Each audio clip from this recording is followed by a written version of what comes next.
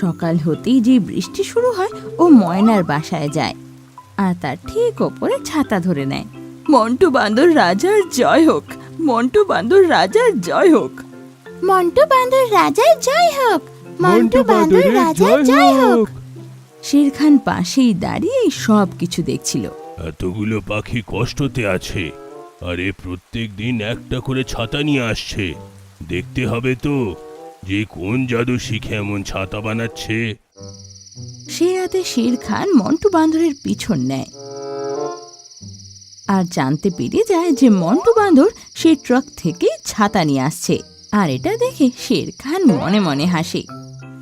পরের দিন সকালে ঘোর বৃষ্টিতে মন্টু বান্দর আবার একটা ছাতা নিয়ে আসে আর অনেক পাখি ওর সামনে দাঁড়িয়েছিল। এইটাই হলো আমার মাহাত্ম্য। আমি আরেকটা পাখির কষ্ট দূর করতে চলেছি।